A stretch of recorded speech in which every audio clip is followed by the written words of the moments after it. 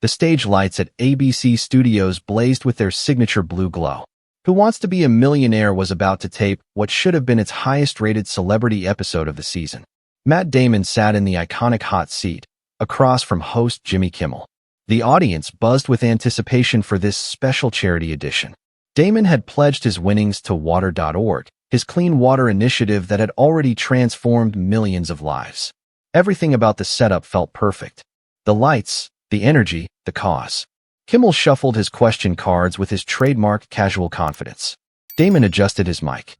Both men appeared relaxed and ready for what everyone expected would be entertaining television with playful banter between old friends. The show opened exactly as it always did. Kimmel delivered his warm welcome with the familiar musical sting. "So Matt," Kimmel began with his usual enthusiasm, "we're thrilled to have you here playing for water.org. Tell everyone what this incredible organization does." Damon leaned forward, his passion evident. "Well, Jimmy, 2.2 billion people still lack access to safely managed drinking water. We use innovative financing to solve this crisis. It's not just about charity, it's about creating sustainable solutions." The audience listened intently. Some nodded along as Damon explained. Kimmel nodded too, though something in his expression seemed off, like he was calculating something. Or maybe just waiting. "Let's get started," Kimmel announced, pulling the first card. "For $1,000. Which element on the periodic table has the chemical symbol O?" Damon smiled. "That's gold, Jimmy." The audience applauded. The money tree lit up. "Correct," Kimmel said, though his smile seemed tighter than usual. "Gold. Something you know a lot about, right, Matt?" The comment landed oddly. Damon chuckled uncertainly. "Well, I've been fortunate in my career, if that's what you mean." "Fortunate," Kimmel repeated, letting the word hang. "That's one way to put it. Another way might be privileged. But let's continue." The tension was subtle, but it was there. The next question came up. "For $2,000, Kimmel read, which film won Best Picture at the 2020 Academy Awards?" "Parasite," Damon answered correctly. "Right again," Kimmel said. "A film about class warfare. Income inequality. The rich exploiting the poor. Themes you must really connect with from your mansion in Pacific Palisades." Damon's jaw tightened slightly. "Jimmy, what's going on here?" "What do you mean?" Kimmel asked innocently. "I'm just making conversation. Isn't that what we do? Or is that only when you're bumping me from my own show?" The audience laughed nervously. This was supposed to be playful rivalry, but something felt different tonight. "Let's just focus on the game," Damon said carefully. "We're here for charity." "Right, charity," Kimmel said, his tone shifting. "Your favorite photo op, tell me, Matt. How much of that water.org money actually reaches the people who need it?" The studio went quiet. Damon's face flushed. "Are you seriously questioning the integrity of my foundation right now?" "I'm just asking what everyone's thinking," Kimmel replied. "These celebrity charities, they're tax shelters, aren't they?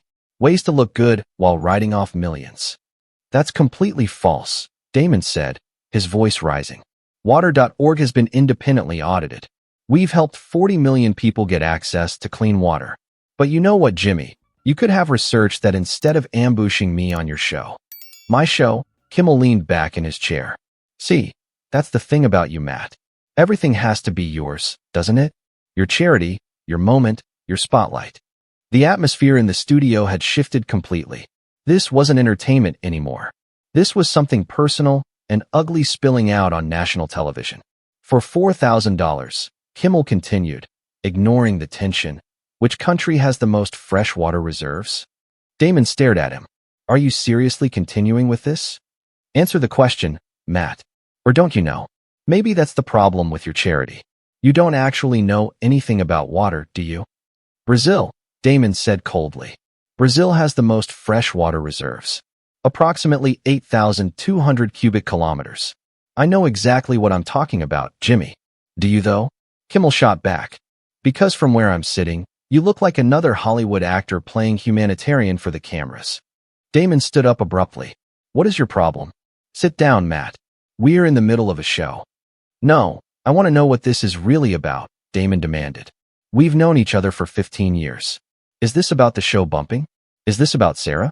What is it?" Kimmel's face went red. "Don't bring Sarah into this." "Then what is it?" Damon pressed. "Because this isn't about my charity. This is personal. You want to know what's personal? Kimmel stood up too. It's watching you parade around like you're saving the world while the rest of us are just comedians. Like what you do matters more. I never said that, Damon protested. You don't have to say it, Kimmel snapped. It's in every interview. Every humble brag about your foundation. Every time you talk about making a difference like the rest of us are just making jokes. The audience was frozen. Cameras kept rolling. Producers in the booth were frantically signaling to cut to commercial, but Kimmel waved them off. At least I'm trying to help people, Damon said quietly. What are you doing besides tearing them down for laughs? I'm being honest, Kimmel shot back. Which is more than you're doing with this whole Saint act. Saint act. Damon's voice was dangerously low. I've spent 10 years building wells in Africa. I've personally invested $20 million of my own money. What have you done? I haven't pretended to be something I'm not, Kimmel replied. No, you've just become exactly what everyone thought you were, Damon said. A bitter, jealous man who can't stand seeing others succeed. The words hit like a slap. Kimmel's face went from red to purple. Get out. What? Get out of my studio, Kimmel repeated. We're done here. Damon laughed bitterly. Your studio? This isn't even your show, Jimmy. You're a guest host. But that's the problem, isn't it? Everything has to be about you. Even a charity episode becomes the Jimmy Kimmel Show. Security, Kimmel called out. Don't bother, Damon said, stepping away from the hot seat. I'm leaving. But let me say something first. He turned to the camera. To everyone watching, I apologize. You tuned in to see money raised for charity. Instead, you got this. Water.org is a legitimate organization. We've helped millions of people. If you want to donate, please visit our website. He turned back to Kimmel. As for you, Jimmy, I feel sorry for you. You had a chance to do something good tonight. Instead, you showed everyone who you really are. And who's that? Kimmel demanded. Someone so insecure that you can't let anyone else have a moment, Damon replied. Someone so cynical that you assume everyone's as fake as you are. I'm fake. Kimmel's voice cracked. You're the one pretending to be Mother Teresa. I'm not pretending to be anything, Damon said calmly. I'm just trying to help people. The fact that you can't understand that says everything about you. He started walking toward the exit. Kimmel called after him. Yeah, walk away. That's what you always do when things get real. Damon stopped, turned around. Real? You want real, Jimmy? Real as kids dying from drinking contaminated water. Real as mothers walking 8 hours a day to find clean water for their families. That's real. This, he gestured around the studio, this is just your ego imploding on national television. The studio was dead silent. Damon continued walking. Good luck explaining this to ABC, he said without looking back. Good luck explaining why you turned a charity event into your personal therapy session. Don't you dare, Kimmel started. I dare, Damon said, reaching the exit. I dare because unlike you, I actually care about something bigger than ratings. He paused at the door. You know what the saddest part is, Jimmy? I thought we were friends. I thought the rivalry thing was just an act. But you really hate me, don't you? You hate that I've done something meaningful. I don't hate you, Kimmel said weakly. No, Damon agreed. You hate yourself, and you're taking it out on everyone else. With that, he walked off. The door closed with a definitive thud. Kimmel stood alone on the stage, the reality of what just happened sinking in. The audience didn't know whether to leave or stay. The cameras were still rolling, capturing every second of his humiliation. We'll be right back, Kimmel mumbled to the camera. But everyone knew there was no coming back from this. Backstage, Damon's phone was already buzzing. His publicist rushed up. Matt, what happened out there? Check the water.org website, Damon said simply. She pulled out her phone. Her eyes widened. Donations are up 400% in the last 5 minutes. Then something good came from this disaster, Damon said. Back in the studio, Kimmel remained on stage as the audience slowly filed out. Many avoided eye contact. His producer approached cautiously. Jimmy, we need to talk about damage control. There is no damage control, Kimmel said quietly. I just destroyed a friendship and my reputation in 10 minutes. We can edit it, the producer suggested. It's already online, Kimmel said, looking at his phone. It's everywhere. Indeed, within minutes, clips were viral. The hashtag Matt Damon was right was trending. Comments flooded in. overwhelmingly supporting Damon and condemning Kimmel's behavior. Kimmel just showed his true colors, one tweet read.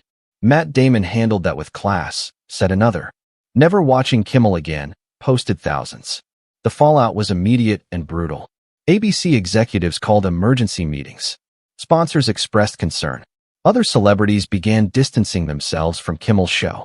His upcoming guests suddenly had scheduling conflicts. Within hours, Damon released a statement. Tonight was unfortunate, but if it brings attention to the global water crisis, then some good came from it. Water.org remains committed to our mission. No celebrity feuds will change that. Kimmel tried to respond on his show the next night. I want to apologize to Matt Damon, he began. But the audience was cold. The magic was gone. Everyone had seen who he really was when the cameras were supposed to be friendly. His ratings began to plummet. Guests became harder to book. The playful host persona he'd cultivated for years was shattered by 10 minutes of genuine emotion. Meanwhile, Water.org received more donations in 1 week than they typically saw in 6 months. Damon refused all interviews about the incident, letting his work speak for itself. The incident became known as the Millionaire meltdown. Media studies programs analyzed it for years. It became a cautionary tale about letting personal animosity override professional responsibility. But more than that, it revealed something about both men.